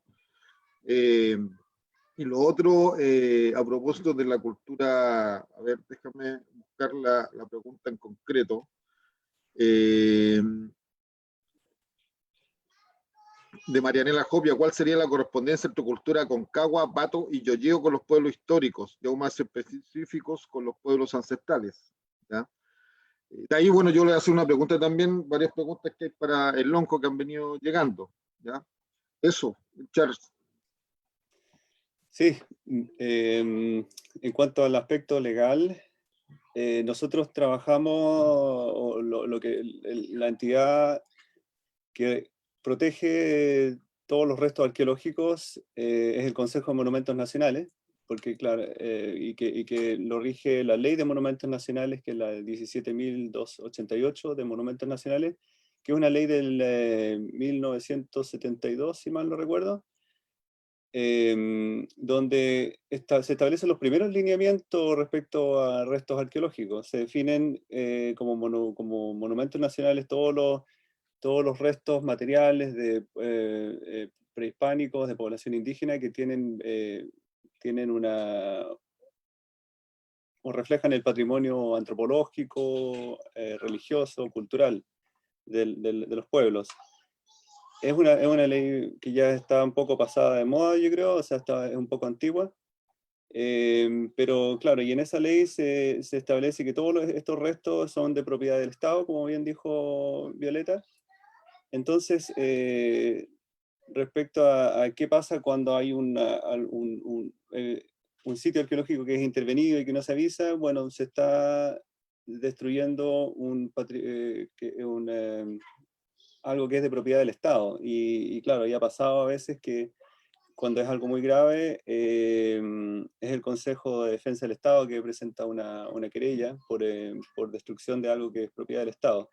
Ahora, operativamente, para restos arqueológicos quizás funciona, porque se establecen multas y sanciones, y podemos estar seguros de que se van a resguardar estos restos arqueológicos. Ahora, claro, yo creo que esto es algo que recién se está abriendo, es algo nuevo, estamos discutiendo, es algo que está surgiendo hace pocos años respecto a qué pasa con los cuerpos humanos, que son restos bioantropológicos, que técnicamente se le llama, que también entran dentro de esta categoría. Entonces es algo que realmente en Chile tenemos muy poco avanzado. En otros países, por ejemplo, en Canadá, en Estados Unidos, ya es algo que lleva mucho tiempo, y hay muchos objetos que incluso que fueron recolectados como objetos etnográficos indígenas de tiempos históricos, que han tenido que devolverse a los pueblos indígenas. Ya no son, porque no se consideró de que no pueden ser objetos de museo. También se reentierran los cuerpos en los sitios originales. O sea, hay todo un trabajo, un diálogo que se ha realizado en otros países, y yo creo que es algo relativamente nuevo en Chile. Ahora, respecto, claro, me preguntaban qué pasa con los estudios de impacto ambiental cuando aparecen restos. Bueno, ahora, lo positivo del todo el sistema de evaluación de impacto ambiental es que recién también tenemos oportunidad de poder investigar sitios que de otra manera no son visibles. Porque cuando se construye, por ejemplo, una casa o algún proyecto que no ingresa al sistema de evaluación de impacto ambiental, no tenemos cómo saber que hubo un sitio arqueológico, porque generalmente todos estos utensilios no son visibles, o generalmente nadie los avisa. Entonces también hay nuevas regulaciones que surgieron con la nueva ley de base de medio ambiente a comienzos del año 2006, no recuerdo bien, donde se establece el sistema de evaluación de impacto ambiental. Entonces eso también ha hecho como que surja como exponencialmente la cantidad de trabajos arqueológicos que se han hecho ligados a proyectos de inversión. Entonces eso también es un aporte. Es bueno que existan estas normas y estos sistemas donde se pueden evaluar y se rescate de este tipo de evidencias, como en el caso de la Plaza O'Higgins, donde este proyecto ingresó al sistema de evaluación de impacto ambiental, y se pudo trabajar y se pudieron recuperar evidencias que hubiesen sido totalmente invisibles en otro contexto. Me parece que había otra pregunta. Sí, a propósito de la cultura Pato Aconcagua, Yoyeo, ¿ya? La relación ahí que existe entre esas culturas, y a lo mejor también explicar un poco, porque cuando se hizo el reportaje, yo creo que también hay un tema de enseñanza para todo ahí. Los que no conocemos mucho estos temas, sobre el hallazgo Suyai, cuando Violeta explica esto de los estratos. Entonces, claro, a medida que uno va bajando, se van encontrando, digamos, cuerpos a lo mejor más antiguos, y eso puede ir cambiando también esta historia. Ahora, en términos más concretos, tampoco hay certeza o sea, aquí lo que se está haciendo es reinvestigando, reescribiendo parte de la historia a propósito de lo que se ha ido encontrando. pero no se puede desconocer de que este territorio, sobre todo, y por eso es tan importante para todo, la quinta región, no hablemos de la quinta región, digamos, como un territorio administrativo, porque es mucho más extenso, ¿ya? Porque es parte también de la cuarta y de la sexta región, podríamos decir, en términos de territorio. Estas cuencas hubo mucho intercambio también. O sea, estamos hablando de un territorio, y por eso era el nombre plurinacional, donde convivieron también culturas en un mismo momento y también en distintos momentos, ¿ya? Porque también hubo desplazamiento. Entonces, esto se está recién reconociendo todavía, a propósito de lo que decía también el lonco Iván, de la toponimia. Pero hay un tema como bien sensible en esto que tiene que ver justamente con lo que yo te preguntaba a propósito, digamos, de estas culturas, cómo se van dando también. La Sí, Bato, en los tiempos más que nada. sí, a través de la investigación, de lo que se van surgiendo a través de nuevos datos, lo que ya se conoce a través de la arqueología sobre las distintas culturas, yo creo que más que poder clasificar y poder como individualizar culturas a lo largo de Chile, así como cuando se muestran en los mapas del colegio donde están las culturas tanto, en tal parte, la cultura tanto. En realidad, todo lo que muestran las evidencias, las investigaciones, es que hubo mucho, o sea, las cosas mucho más dinámicas, es mucho más compleja que situar estas culturas en un mapa. Nosotros vemos la profundidad y con las distintas, con toda la población que existió en Chile, vemos que hubo influencias, interculturalidad desde miles de años. O sea, están los pueblos, está primero el poblamiento americano que llega probablemente de Asia, que es lo más aceptado, y surgen distintas variabilidades cultural, pero claro, todos vienen como de los mismos ancestros. Ahí están en un periodo muy largo que es de cazadores-recolectores, que es de más o menos 10.000 años, que son de cazadores-recolectores, que dura más o menos hasta el 300 a.C., y en el 300 a.C. llega una influencia muy importante que probablemente o se piensa hipotéticamente que viene del noroeste argentino, y surge y baja población, tal vez, no se sabe muy bien cómo ocurre eso, pero aparece la cultura el Molle, y acá en la zona central se manifiesta a través de dos culturas, que es la cultura Bato y Yoyeo, que son dos culturas contemporáneas que marcan el inicio de la agricultura y el uso de la cerámica, acá, que comienza como hace 2.000 años atrás, y dura más o menos 1.000 años ese periodo, o sea, como del 300 a.C. al 900 después de Cristo. Y eso también se manifiesta más al sur a través de la cultura Pitrén. Entonces hay algo que ocurre en gran parte de Chile, desde el norte chico hasta la Araucanía, donde hay una influencia. Por ahí también, bueno, la lengua mapuche tiene una raíz tupí-guaraní, posiblemente viene a través de esta influencia como selvática. No sé, todo esto es hipótesis, pero yo creo que lo que está hablando es que hay ancestros comunes que se dan en distintos periodos, hay contacto, hay intercambio cultural. Y en la zona central de Chile, claro, tenemos los Bato y los Yoyeo, que son estas primeras comunidades que tienen alfarería, cerámica y agricultura, pero también hay algo particular ahí, porque hay dos culturas que coexisten en un mismo territorio y en un mismo periodo que se diferencian.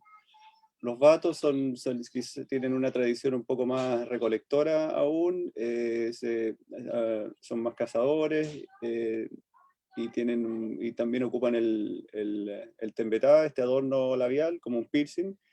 Y los yoyeo se diferencian porque viven más en la zona de los valles, en la zona del Valle del Maipo, el Valle de la Concagua, y son más sedentarios. Pero después, cuando surge la cultura mapuche, o sea, la cultura Aconcagua, ahí como que se fusionan estas dos culturas y se manifiestan simbólicamente con los mismos platos, los mismos elementos simbólicos. Y después, claro, está el periodo de ocupación inca, donde llegan, ahí estamos hablando como una especie de globalización, si queremos decirlo de alguna manera, donde llegan influencias de distintas partes, y claro, es importante la presencia de dieguita, y eso lo sabemos porque la cerámica también incorpora elementos Iquitos, o sea, estamos hablando de cerámica propiamente Aconcagua, la población local era Aconcagua, pero hay un intercambio ahí y la cultura de Iquitos también llega, pero tiene que ver con todo este flujo y se vuelve mucho más permeable a través del camino del Inca, y hay muchas influencias. Y después, esta población indígena no es que haya desaparecido, sino que hasta bien adelante en la época colonial está presente. Hay pueblos de indios que surgen, que están hasta el 1700, finales de 1700, están asentados en algunos lugares. En la Aconcagua está el pueblo de indios de Putaendo, el de Curimón. En el mismo Valparaíso había un pueblo de indios donde había una ollería donde se fabricaba cerámica hasta bien adentrada la colonia. Y toda esta población no es que desaparezca, sino que se mezcla y a través del proceso de mestizaje, y es el resultado de lo que somos actualmente. Es un proceso bien dinámico y habla de mucho intercambio. O sea, siempre hemos estado en contacto, hay intercambio, compartimos genes. Personalmente yo tengo un 5% indígena, así que yo creo que muchos, por estudios genéticos, y muchos de nosotros compartimos también estos ancestros comunes. Gracias, Charles. Han ido llegando varias opiniones también, más que preguntas, también opiniones.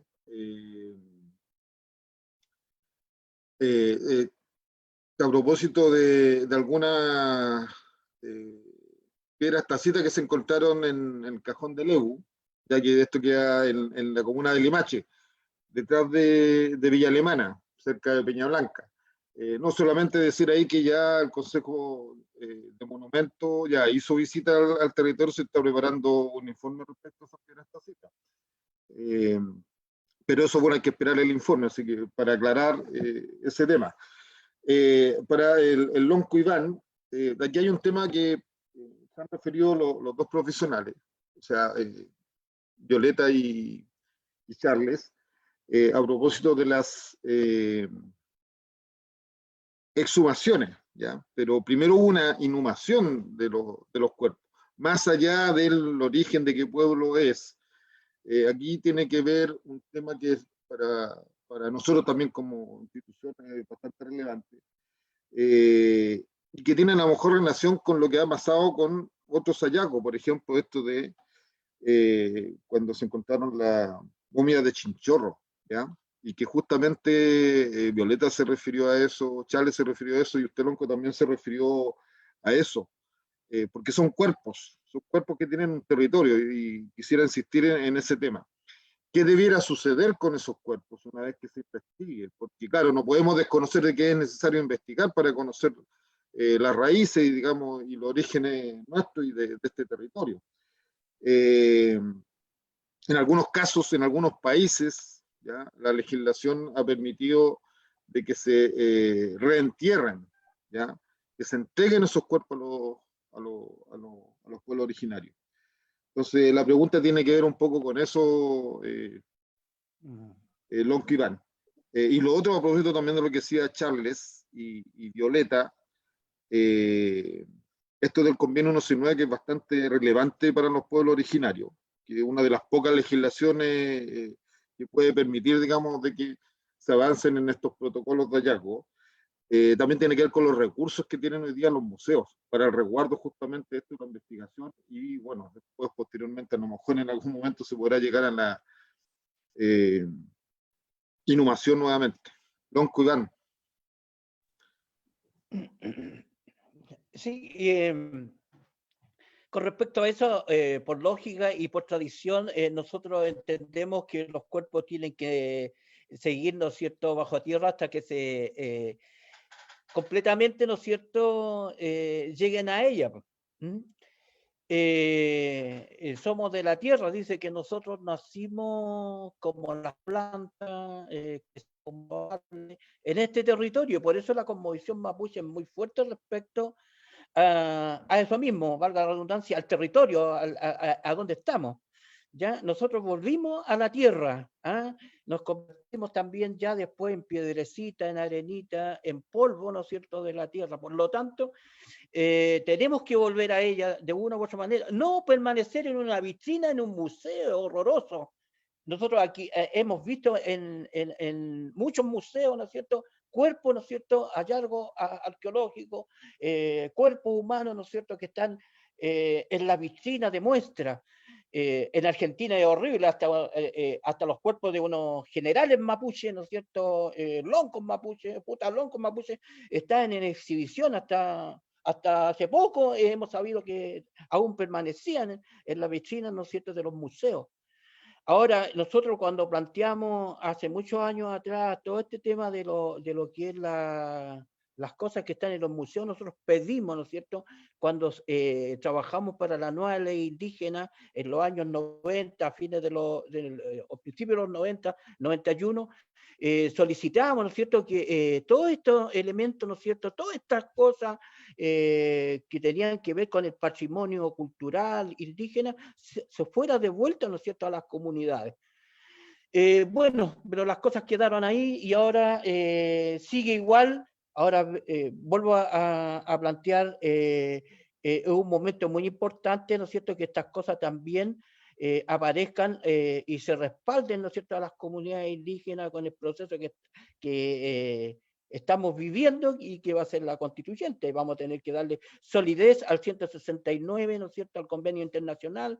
Tenemos que ser reconocidos como pueblos originarios del territorio y hay una cosa que tiene que ver con la cosmovisión principalmente, que es, ¿no es cierto?, de que, y esto es muy mapuche, ya, no sé si en los otros pueblos estará, cuando una persona fallece tiene que quedar sepultada y tiene que hacerse el ritual como corresponde, porque si no, él sale de ese lugar y al salir de ese lugar vuelve a los espacios donde estaba y se produce, ¿no es cierto?, un desequilibrio, ¿no es cierto?, en la familia, en el ambiente, en los espacios porque se convierte ya en un algo que está ahí en su territorio, en su cementerio,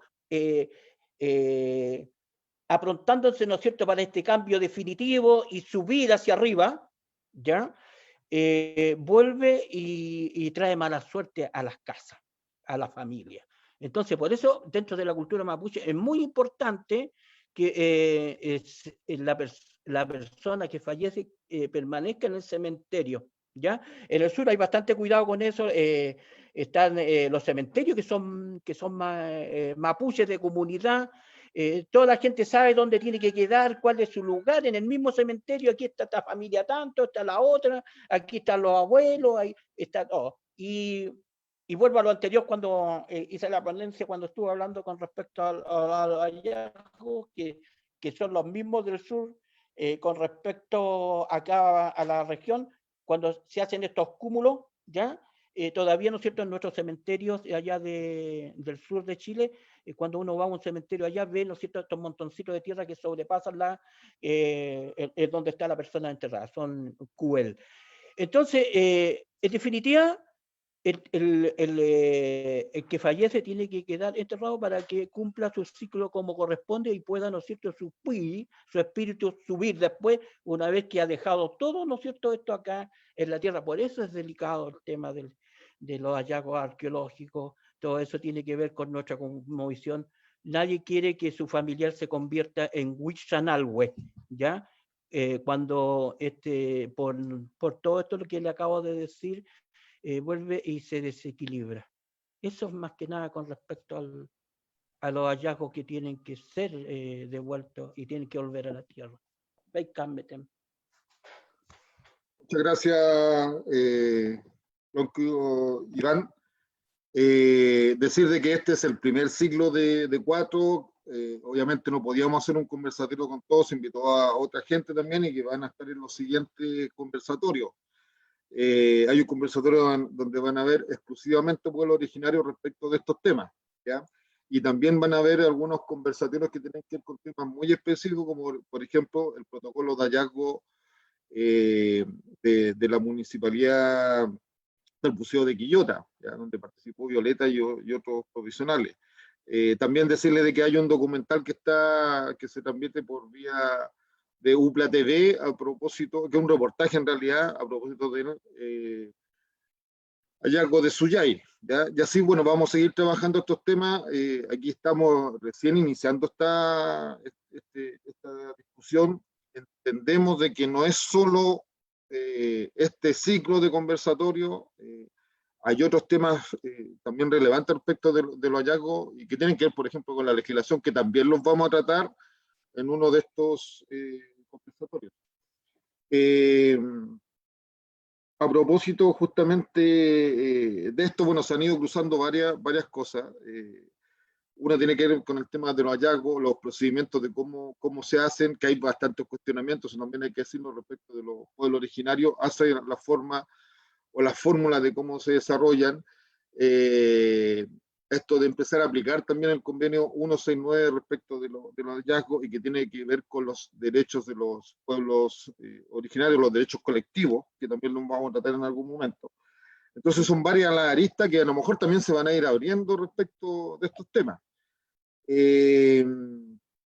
Han habido también varias, y así como lo dicen los profesionales, también el mismo Lonco, Violeta, aquí hay varias teorías también justamente, incluso respecto al tema del poblamiento. Hay estudios o hallazgos de más de 24.000 años. Hay un hallazgo que creo, no recuerdo bien si fue hace muy poco, de cerca de 40.000 años, no acá en Chile, en la Amazonía. Entonces, todo esto va cambiando y estos hallazgos también van a ir cambiando la historia. Lo que pretendemos nosotros justamente es entregar la herramienta para que se vayan conociendo y discutiendo, digamos, cómo se debieran ir dando estos temas que son tan contingentes hoy día.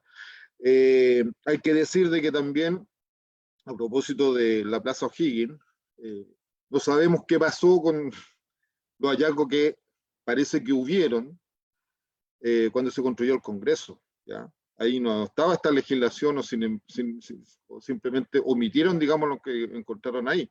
Entonces también son preocupaciones respecto a los pueblos originarios, así como también son preocupaciones respecto de ciertos hitos que tienen que ver con la cotidianidad actual, que tienen que ver, por ejemplo, con lugares que son simbólicos, y que no solamente para los pueblos originarios, sino que para el pueblo chileno en general, como por ejemplo el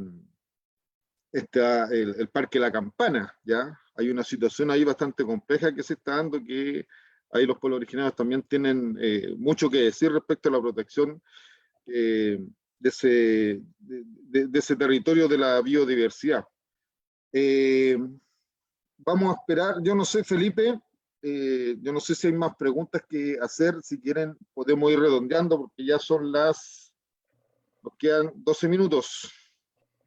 Y Felipe, si Alexis, no ha recogido más preguntas para ir redondeando.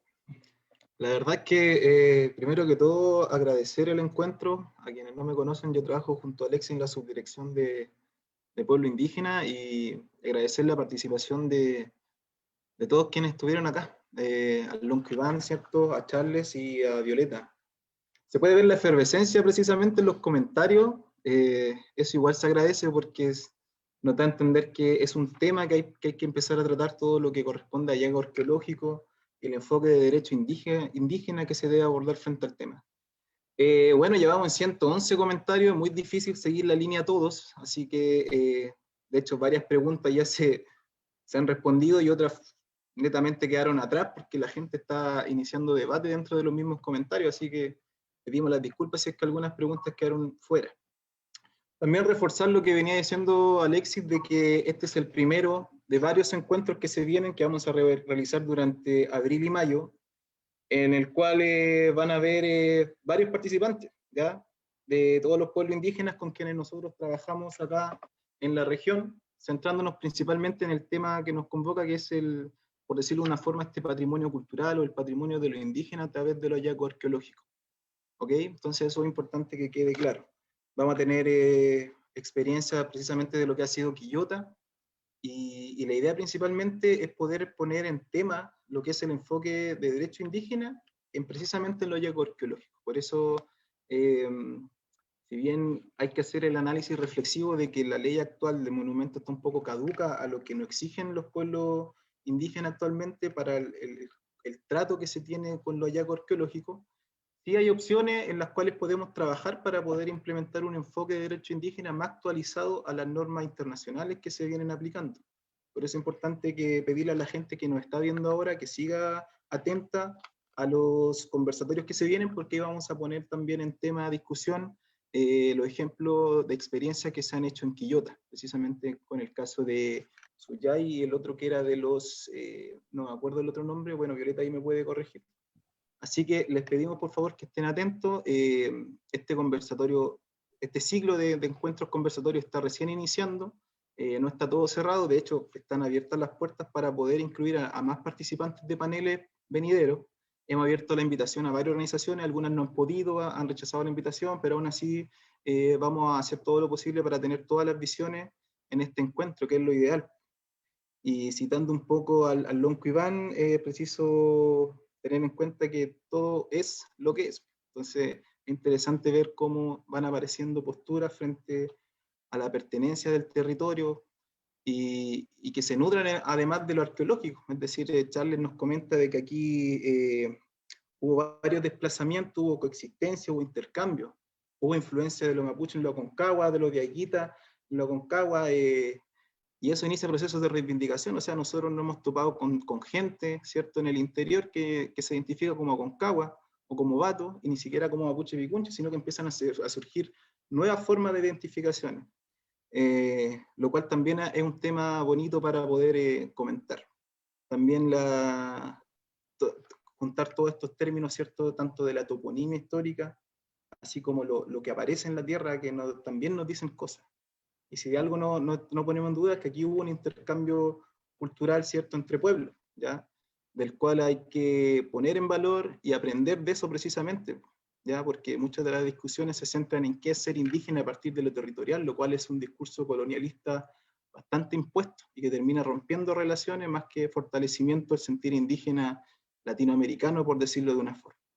Así que se agradece tanto la participación que ha habido desde el chat, que ha estado bastante interesante, muchos nombres que han aparecido en varias instancias, lo cual igual se agradece. Y vamos a ver si tenemos algunas preguntas que podamos ir redondeando ya para dar por terminado este primer encuentro.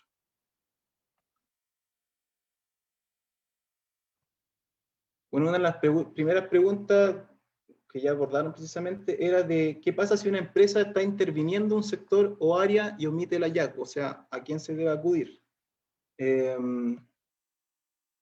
También es, en cuanto a la Plaza O'Higgins, ¿el sitio prehistórico corresponde a un cementerio o también fue residencial? ¿O es posible asumir que fue un sitio de paso? ¿Cómo se puede identificar aquello? Eso también es importante comentar.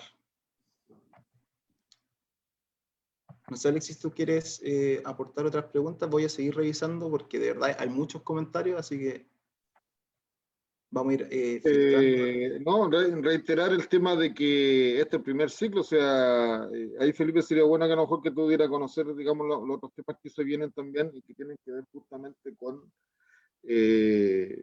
los hallazgos arqueológicos y cómo se va a ir desmembrando también esta discusión, porque vamos a llegar en un momento también a discutir con respecto a los derechos de los pueblos originarios, ¿ya?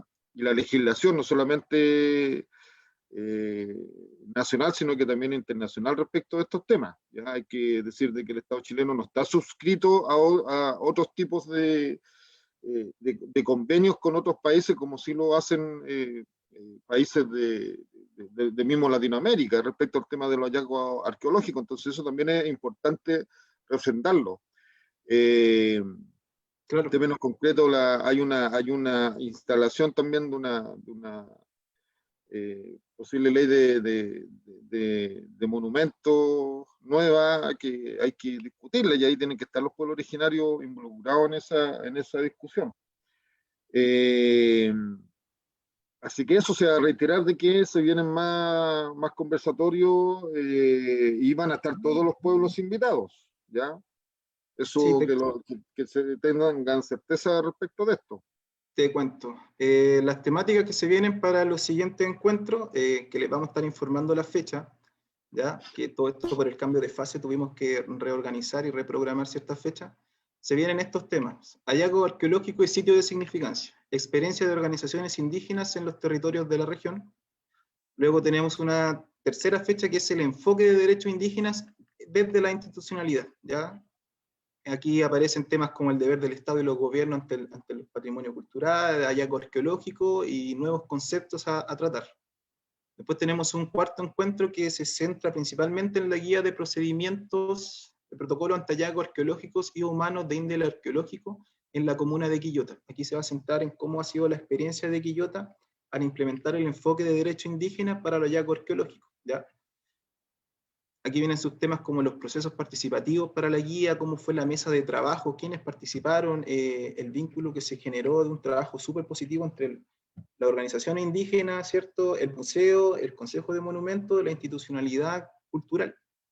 Y también tenemos otra quinta fecha por definir, que de posibles temas que están saliendo ahí muy interesantes en los comentarios, así que les volvemos a reiterar estar atentos a este ciclo que está recién iniciando y para el cual hemos tenido una gran participación. Hemos tenido 75, 77 fue el máximo de visitantes que estuvieron en el enlace, así que se agradece también ese alcance.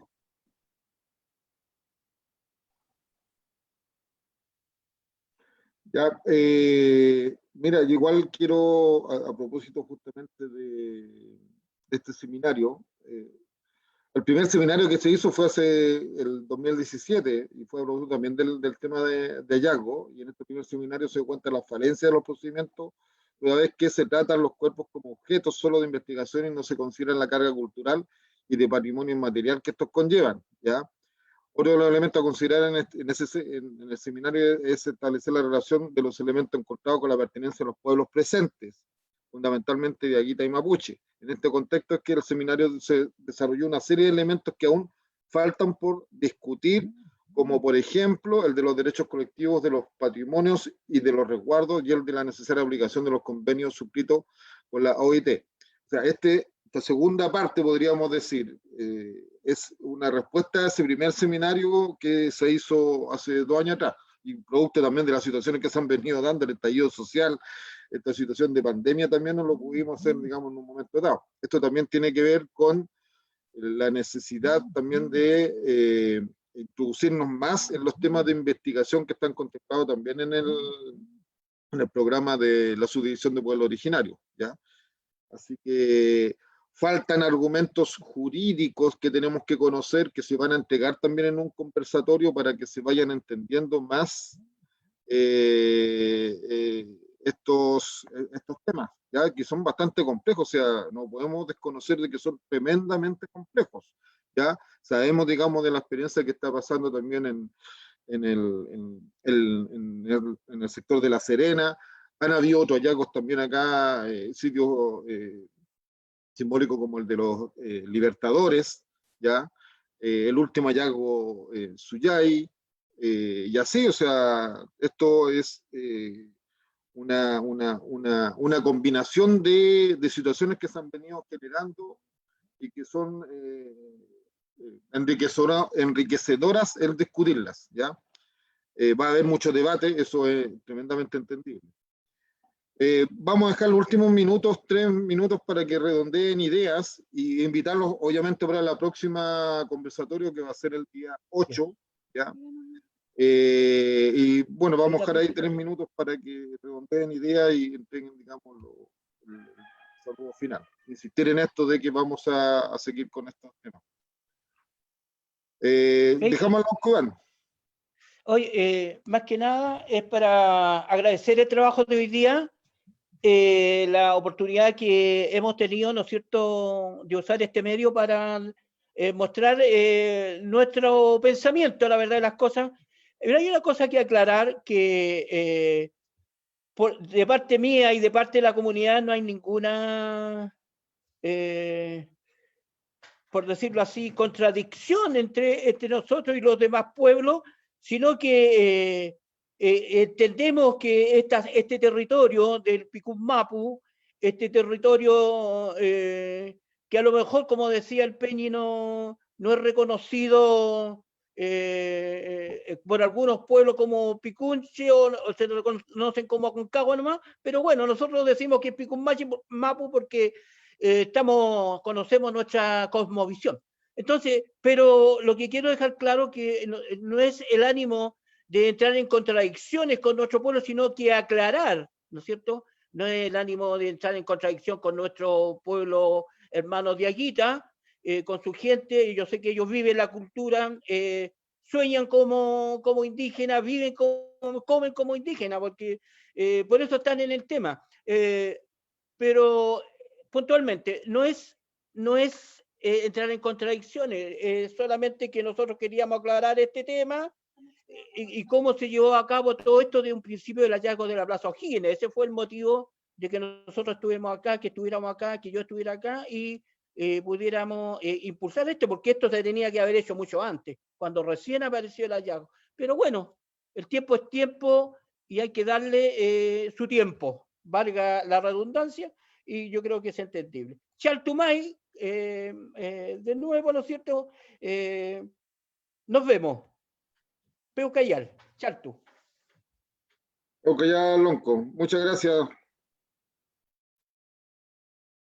Violeta.